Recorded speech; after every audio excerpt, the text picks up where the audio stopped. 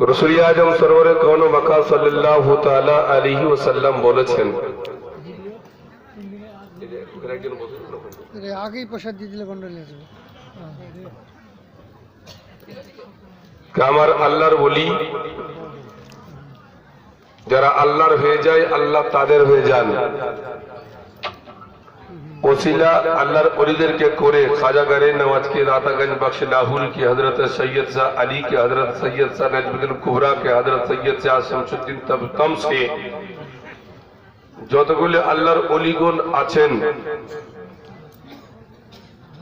বড় পীর আব্দুল কাদের জিলানী থেকে যত বড় ছোট মাঝারি যত রকমের আউলিয়া কেরাম আছেন, চাহে কাদরিয়া हो, चाहे चिश्तिया हो, चाहे सहरवर्दी हो, चाहे नक्शबंदी हो,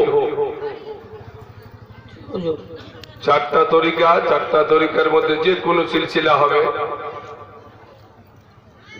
সমস্ত সিলসিলা বরহক, হানাফি বরহক, শাফি বরহক, মালিকি বরহক, হাম্বলি বরহক, চারটা মাযহাব আছে না? তো সারা বিশ্বের মধ্যে 80% সুন্নি হানাফি। সারা বিশ্বের মধ্যে 80% সুন্নি হানাফি। কিছু কিছু লোক ইদানিং পরিবর্তন হয়ে যাচ্ছে, সুবিধাবাদ, যখন যেখানে সুবিধা পাচ্ছে সেদিকে চলে যাচ্ছে। আমাকে একজন মৌলানা সাহেব বলছিলেন যে মৌলানা সাহেব কোথায় যাচ্ছেন? বলে জলসা করতে যাচ্ছি। কোথায়? হচ্ছে কলকাতা। তো বলছে আপনি কলকাতা জলসা করে বাড়াবেন তো সময় লাগবে, শক্তি লাগবে, আপনার বয়স হচ্ছে, তো আপনি আমার জামাতে চলে আসেন। ঢুকলে গেলে 2 লাখের চেক, ঢুকলে আপনাকে 2 লাখের চেক দেবো। টাকা দিয়ে আপনি আমার কিনতে চাইছেন? যা বললেন বললেন, আর বলবেন না টাকা দেব, টাকা না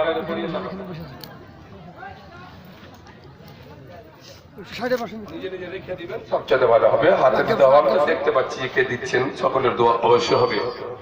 হার আগে রেখে দিলে সবচেয়ে ভালো হবে। তো ঈমান টাকা দিয়ে কিনে পাওয়া যায় না, ঈমানকে আপনাকে অর্জন করে নিতে হয়, হাসিল করে নিতে হয়। আর সবচাইতে বড় দৌলত ঈমান। ঈমান যদি আছে তো সব আছে, আর ঈমান যদি নেই তো নামাজ বেকার, রোজা বেকার, যাকাত বেকার, হজ বেকার। এই চারটা জিনিস, ঈমান যদি থাকে তো নামাজও কাজে দেবে, ঈমান যদি থাকে তো হজও কাজে দেবে, ঈমান যদি থাকে যাকাত কাজে দেবে, আর ঈমান যদি না থাকে তো লাখ আপনি দান করুন কাজে দেবে না। ঈমানটাই মেন, আর ঈমানটা যদি না থাকে তো সব বেকার।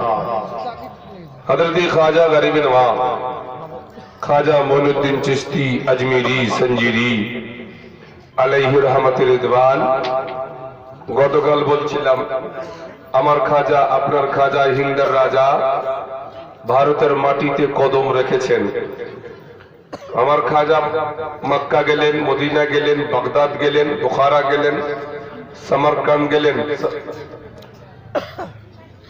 যাওয়ার পর লাহোর আসলেন। লাহোর দাতাগঞ্জ বক্স লাহোরের দরবার থেকে ইন্ডিয়া থেকে সফর করছিলেন। করতে করতে মসজিদ পরিবর্তন, মন্দিরকে পরিবর্তন করে ঈমান দিয়ে সাধু বাবাকে কালান্দার বানিয়ে দিলেন।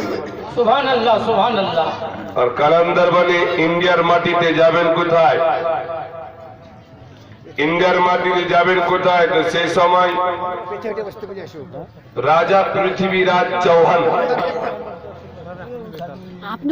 ভারতের সবচাইতে প্রথম রাজা আজা, যার নাম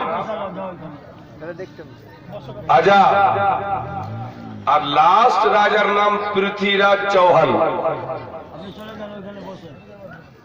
আগে আজা আর পরে পৃথ্বীরাজ চৌহান। আজমির নগর ছিল ওদের পার্লামেন্ট। পৃথ্বীরাজের পার্লামেন্ট কোথায়? আজমির। আর দিল্লি সমেত আজমিরের দিকে লেগেছিল। ওখান থেকে দিল্লির হুকুমত করত পৃথ্বীরাজ।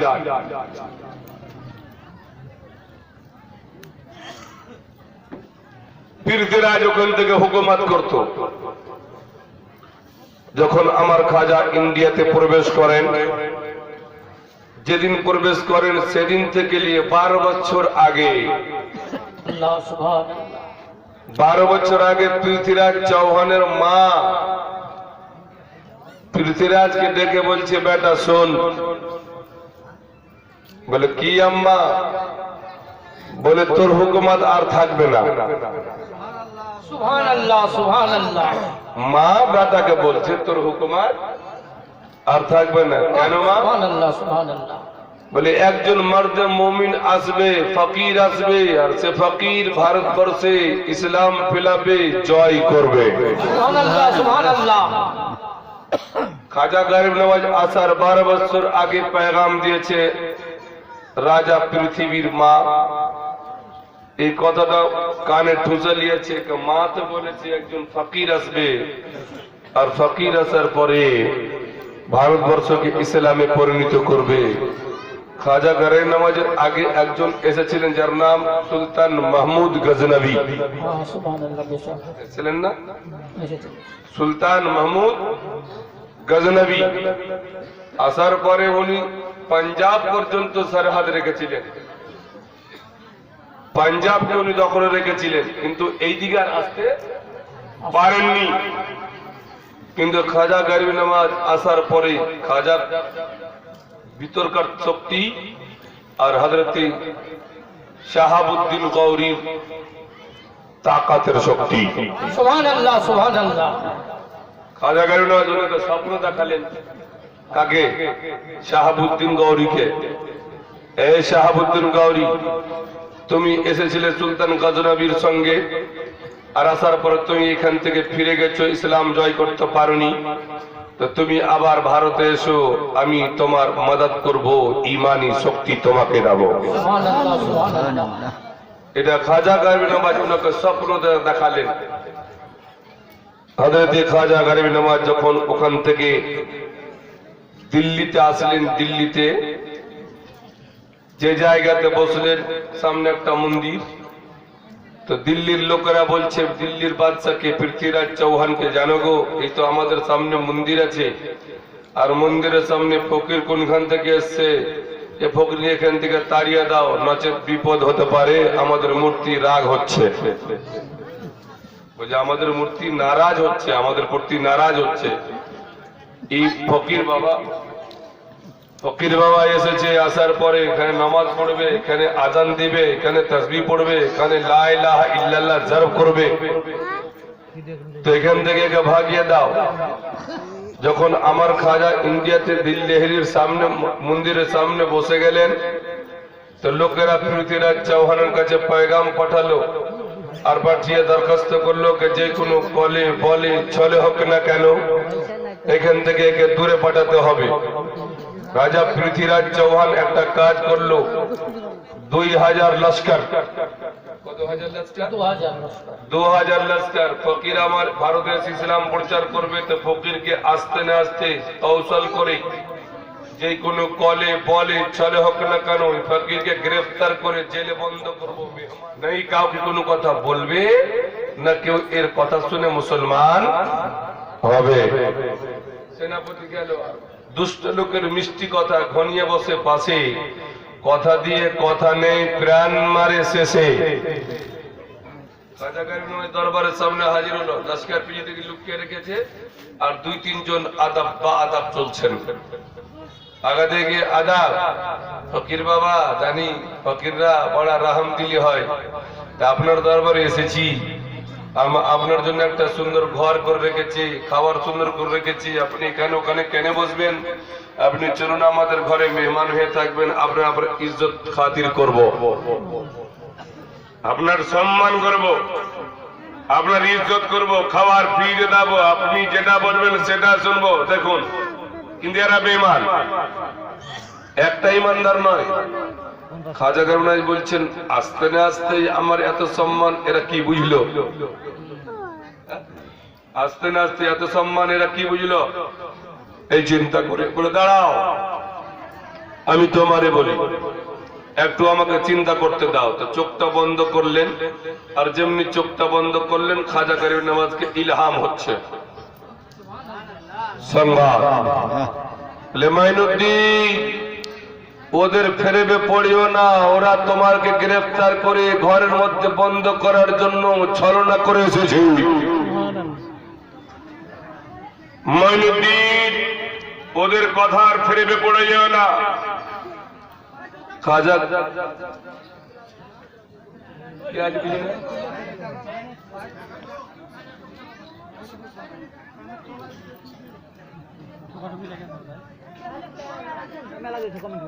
কি হযরতে খাজা মঈনুদ্দিন চিশতি আজমিরি সঞ্জিরি আলাইহি রহমত রিদওয়ান চক্ষুটা খুললেন, খুলে বললেন আমি তোমাদের দাওয়াত কবুল করব না, আমাকে এখানে থাকতে হোক ইয়া না হোক, আমার যেটা মঞ্জিলে মকসুদ সেটা আমি পূর্ণ করব, আমাকে ছেড়ে দাও। ওদের তোমাদের গিরফত আমি রইবে না, আমি কাউরে মেহমান বনতে আসিনি, আমাকে খুদ নবী কায়নাত মেহমান করে পাঠাচ্ছেন। যে নবীর মেহমান কাউরে মেহমানের দরকার কিসে? না, আমি এখানে থাকবো না, তোমাদের দাওয়াত কবুল করব না। এই করে খাজা গারবি নওয়াজ ওখান থেকে উঠলেন। সকালবেলা সেই জামানায় একটা মহিলা, খুব সুন্দর মেয়েটি, বাদশার বিটি রাস্তা দিয়ে হেঁটে চলে যাচ্ছেন। তো ফজরের নামাজের আগে কিন্তু আজান দেয়, আজান দেয় না? তো ভারতের মাটিতে আজান প্রথম কে দিয়েছিল জানেন? ভারতের মাটিতে প্রথম আজান খাজা গারবি নামাজে আসার পূর্বে আজান দিয়েছিল একটা মুরগা। কে দিয়েছিল? মুরগা আজান দেয় তো। সাধারণত গ্রামের মেয়েরা বলে মুরগা বাঘ দিলে উঠে যা, বলে না? রাজার বেটি বলছে মুরগা বাঘ দিচ্ছে, তো রানী চলছে আপনার মহল থেকে নামছে, তো মুরগা বাঘ দিচ্ছে। তো মনে মনে বলছে মেয়েটা মুরগার বলি বুঝতো, মেয়েটা মুরগার বলি বুঝতো, আর মানা মতালাব সব বুঝতো। চিন্তা করলে বাপরে বাপ, মুরগা বলছে মানে কি ভারতে ইসলামের ডাঙ্কা বাজবে? মেয়েটি বলছে পেগাম কিন্তু বাদশার দরবারে দিল। বলে বাদশাহ মশাই জানেন আপনি বলে কি অল্প দিনের মধ্যে আপনার ভারতবর্ষে মুসলমানের ক্যাপচারে চলে আসবে। বলে কেন? বলে সকাল সকাল মুরগা বাঘ দিচ্ছিল, আজান দিচ্ছিল, মুরগার শব্দ হলো আল্লাহু আকবার, আল্লাহু আকবার। মুরগা যখন বাঘ দেয়, মানুষ তুমি আল্লাহর জিকির করো না, কিন্তু জানোয়ার আল্লাহর জিকির থেকে গাফিল থাকে না, আল্লাহর তাজকিরা করে, আল্লাহর জিকির করে, আল্লাহর গুণগান করে। সে রানী মাহালের কথা শুনি পৃথ্বীরাজ চৌহান ঘাবড়ে উঠলো, ভিতর ভিতর কিন্তু ঘাবড়ালো। হিন্দু যতই বাহাদুর হোক না কেন কিন্তু ডারফুক হয়, যতই বা। এখন মুসলমান যদি এক হয়ে যায় ভারতের তাখতায় উল্টা যাবে, কিন্তু এক হতে হবে, যেই দিকে যায় না এক হতে হবে। পার্লামেন্টে চিল্লাচ্ছে একটাই মুসলমান, আর নেতা মুসলমান নেই। তৃণমূলে বলুন, কংগ্রেসে বলুন, ইয়াতে বলুন, ওতে বলুন, সবে মুসলমান নেতা আছে, কিন্তু একটাই ব্যক্তি চিল্লাচ্ছে পার্লামেন্টে, সেটা হচ্ছে আসাদুদ্দিন ওয়াইসি। 23 তারিখে আমাদের রাজমহলে আসছেন উনি, 23 তারিখে, এই 23 আর কত তারিখ হলো? 19, 20, 21, 22, 3 দিন পরে আমাদের এলাকায় আসছেন উনি। হ্যাঁ, একটা ভয় লাগে, আমরা যদি ওর পার্টি করতে যাই তো লোক অন্য বলবে এটা বিজেপির দালাল। আরএসএস বিজেপির দালালি করছে কেউ বলে না, 36টা পার্টি আছে বলছে দালালি করছে কেউ বলে না, কিন্তু মুসলমান যদি খারাপ হয়ে যায় হট করে বলবে দালাল। আমরা বিভিন্ন পার্টিতে বেটে গেছি, কেউ তৃণমূল, কেউ কংগ্রেস, কেউ সিপিআইএম, কেউ বিজেপি, बीजेपी করে না মুসলমান মুখতার আব্বাস নকভি बीजेपी শাহনওয়াজ হুসাইন बीजेपी রামিজ রাজা बीजेपी অনেকগুলো মুসলমান বলে এরা কি জানেন সুন্নি মুসলমান নয় হানাফি মুসলমান নয় এরা শিয়া এরা কি হচ্ছে শিয়া এরা যদি মুসলমান থাকতো তো কোরআনের প্রতি হামলা হচ্ছে তালাক তালাক তালাক উঠে দাও উঠে দাও উঠে দাও বলে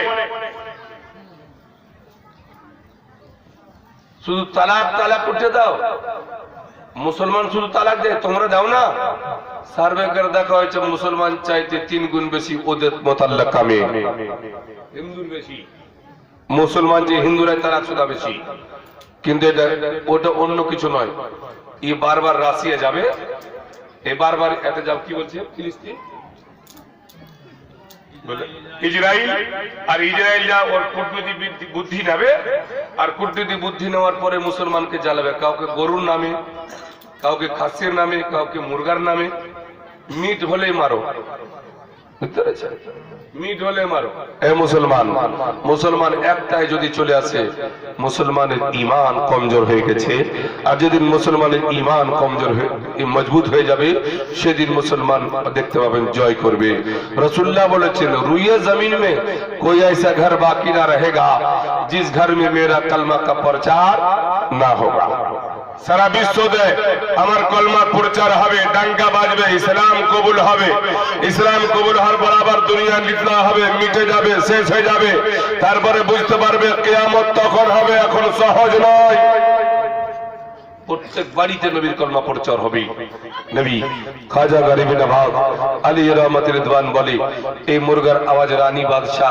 রানী মহল থেকে বলে দিল যে মুরগা বলছে আল্লাহু আকবার আন করিব ভারতের মাটিতে ইসলাম প্রচার হবে আর সে ফকির হয়তো ভারতে চলে এসেছে সে ফকির হয়তো ভারতে চলে এসেছে খাজা গরিব নওয়াজ বলে এখান থেকে হযরত খাজা বখতিয়ার কাকীকে বলছেন কুতুবউদ্দিনকে বলছেন কুতুবউদ্দিন চলো চলো বলে হুজুর এখানে আমার কুতুবউদ্দিনকে বললেন বেটারি কুতুবউদ্দিন তুই শুনলে তোকে এই দিল্লিতে রেখে দিচ্ছি দিল্লিতে হেদায়েত কর দিল্লিতে মানুষকে পয়গাম দে দিল্লি ইসলামের প্রচার কর আমি এখান থেকে চলে গেলাম আজমির নগর আজমিরে যাওয়ার পরে হেডকোয়ার্টার আমি আজমির নগরে করব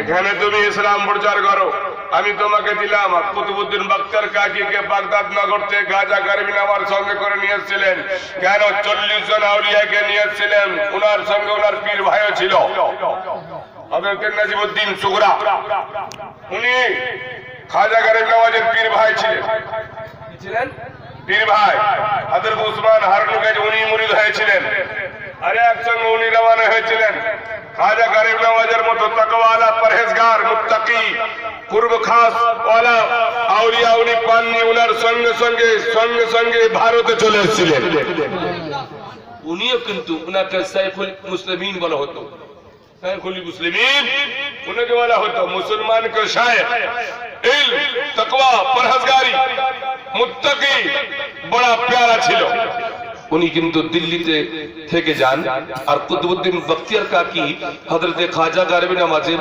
মুরিদ প্রথম মুরিদ এবং খলিফা আউয়াল খলিফা বড় নিকটের বাচ্চা তোনাকে খুব ভালোবাসতেন ছায়ের মতো লাগিয়ে রাখতেন খাজা গরিব নওয়াজ ওনাকে বলছেন বেটা দিল্লিতে তুমি থাকো আর দিল্লি তোমাকে রেখে দিই আমি চললাম আজমির নগর রওনা হয়ে গেলেন দিল্লিতে কুতুবউদ্দিনকে রেখে দিলেন আর রেখে দেওয়ার পর উনি রওনা হলেন আজমির নগর আজমিরে পৃথ্বীরাজ চৌহানের হেডকোয়ার্টার আজমিরে পৃথ্বীরাজ চৌহানের হেডকোয়ার্টারে ওখানে আনা সাগর আছে আর আনা সাগরের কাছে একটা জমি আছে একটা গাছ আছে সে গাছটা হলো রামদেবের জমিটা কার রামদেব বলে ওকে রামদেবের জমি আর ও গাছ রামদেবের জমিতে আছে আর খাজা গাইবি নামাজ 40টা লোককে নিয়ে আজমির নগরে ঢুকলো। পৃথ্বীরাজ চৌহান জানতে পারলো ফকির এসে গেছে ফকির, তো এই ফকিরটাকে এখান থেকে তাড়িয়ে দিতে হবে, এখান থেকে শেষ করে দিতে হবে। কেমন করে প্রথমে এসে বসেছে, যাও যাও যাও। তো খাজা গাইবি যেমনই বসেছে, যে রামদেবের ওখানে বসার পরে রামদেবের কাছে খবর গেল, মানে রামদেব তুমি জানো তোমার জায়গাতে ফকির চলে এসছে, ওখানে বসে গেছে, 1.5 বিঘা জায়গা আছে, তুমি ওখান থেকে নিজের জায়গা থেকে তাড়িয়ে দাও। এই ভারত থেকে ফকিরকে না তাড়ালে বিপদ দাঁড়িয়ে যাবে, বিপদ দাঁড়িয়ে যাবে। রামদেব বলতেছে যখন আমি সংবাদ পেলাম ইসলামের খেলাফ আমার ভিতর অলওয়ালা এঙ্গেজ রক্ত দৌড়তে ছিল, আমি সেই ইসলামকে মিটাবার জন্য ছুটে চললাম। আমার সঙ্গে 200 জন লস্কর ছিল, হাতে তলোয়ার নিলাম, হাতে তীর নিলাম, হাতে কামান নিলাম, আর ফকিরকে মারার জন্য চললাম। খাজা গারিবি নামাজের দরবারে না কামান ছিল, খাজার দরবারে না তীর ছিল, খাজার দরবারে না কোনো হাইঠার ছিল, মুখে জবানে লা ইলাহা ইল্লাল্লাহ ছিল, হাতে তাসবিহ ছিল, তাসবিহ ছিল, জবানে লা ইলাহা ইল্লাল্লাহ আর তাসবিহ নিয়ে উনি আল্লাহকে স্মরণ করেন আর বসে আছেন, আল্লাহকে স্মরণ করছেন আর বসে আছেন। রাবি বলছেন খাজা গারিবি নামাজ যখন বসে আছেন, রামদেব 200 জন লস্করকে নিয়ে চারিদিকে ঘেরাও করে নিল, মারো আর মারো, মারো আর মারো। খাজা গারিবি মাথা নত করে আছেন আর কিছু বলছেন না, মাথা নত করে আছেন, কিছু বলছেন না। রাবি বলতেছি খাজা গারিবি নামাজ 1-4টা মাটি উঠালেন, মাটি উঠে আয়াতুল কুরসি পড়লেন, আয়াতুল কুরসি পড়ার পরে মাটিতে দাম করে দিলেন, দাম করার পরে মাটি থেকে এমনি করে ওদের দিকে ছিটিয়ে দিলেন, যেমনই ছিটালেন সব দূরে সরে গেল, কেউ সামনে আসতে পারলো না। সুবহানাল্লাহ সুবহানাল্লাহ। আয়াতুল কুরসি পড়লেন, মাটিটা উঠার পর আয়াতুল কুরসি পড়ে দিয়ে দূরে চালিয়ে দিলে ওদের দিকে, ওরা সব ছিটির ভিতরে গেল, কেউ তো কানা হয়ে গেল, কেউ তো নেবড়া হয়ে গেল, কেউ তো ছটপটে শুরু করলো, বলে আরে পালা রে পালা, এ ফকির যেমন তেমন ফকির নাই, ফকির পৌঁছা হুয়া ফকির হ্যায়, আরে সত্যি এর সঙ্গে মোকাবিলা করা যাবে না, দূরে যাও। রামদেব বলল 200 জন লোক যখন আমার ফিরে চলে গেল, কি বললো এর দিকে তো দেখাই যায় না, চোখ তো উঠাই যায় না, বিপদ হয়ে আসবে, বিপদ হয়ে যাবে। এরা সব ফিরে গেল। রামদেব পৃথ্বীরাজ চৌহান বলছে এই রামদেব যাও যাও যাও, তোমার যেমন করে হোক লস্কর নিয়ে যাও। রামদেব বলছে দাঁড়াও, লস্কর তো আমি নিলাম, এবার 7000 লস্কর নিলাম। একটা ফকিরকে ভাগাইতে 7000, যার কাছে নেই তলোয়ার, যার কাছে নেই আইটেম বাম, যার কাছে কোনো হাইটার নাই, শুধু লা ইলাহা ইল্লাল্লাহ মুহাম্মাদুর রাসূলুল্লাহ সাল্লাল্লাহু তাআলা আলাইহি ওয়াসাল্লামের জিকির নিয়ে ভারতের মাটিতে পৌঁছেছেন, আর ভারতের মাটিতে খোদাকে স্মরণ করছেন, চোখ উঠান না, শুধু আল্লাহকে স্মরণ করে। নবী গো তুমি তোমার মেহমানকে ভারতে পাঠিয়েছো, আমার জন্য দোয়া করো, আমি ভারতের মাটিতে যেন ইসলামকে ফরজ দিতে পারি।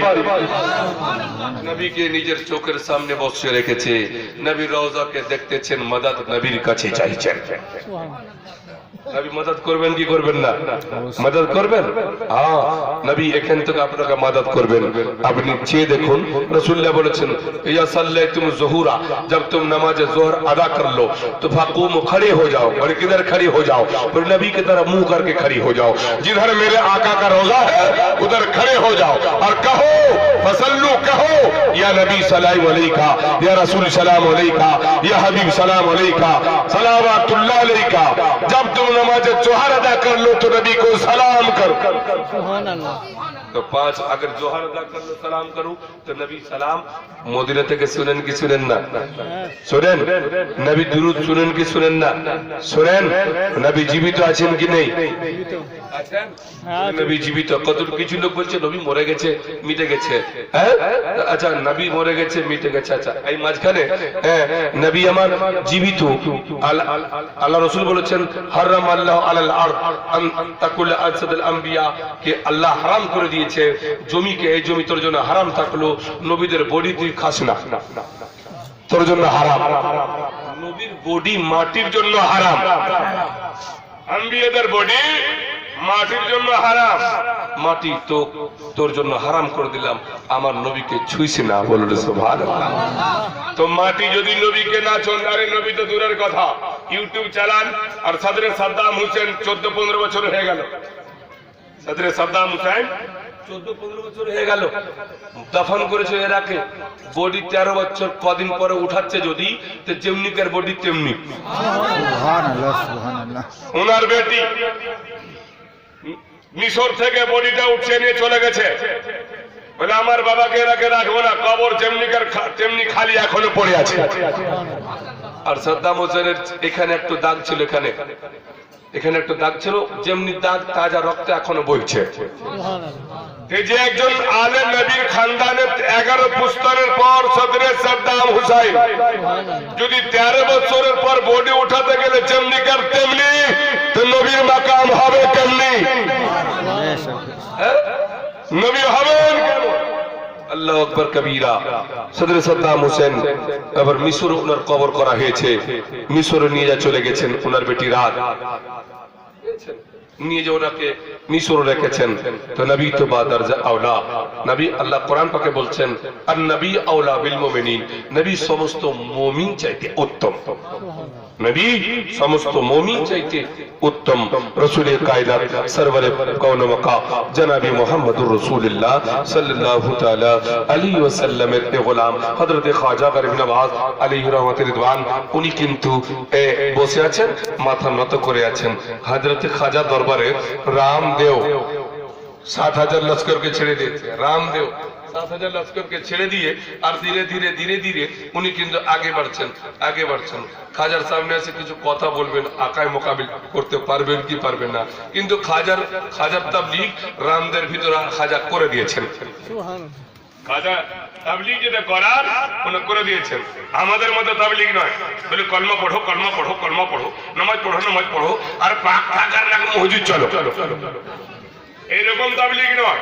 খাজার তাবলীগ দিলে তাবলীগ করেছে। খাজার দরবারে এসে আগা দিকে চলেছে, দাঁড়িয়ে আছে, আমার খাজা মাথাটা এমনি করে উঠালেন,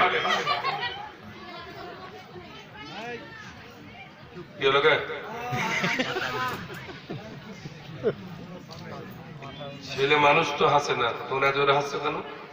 তোমাদের সবই পর্দা, হাসি পর্দা, কথা পর্দা, তোমরা চুপ করে শোনো। তোমরা বাড়ির মেয়ে, পর্দানশী মেয়ে, তোমরা এমনি হাসবে কেন?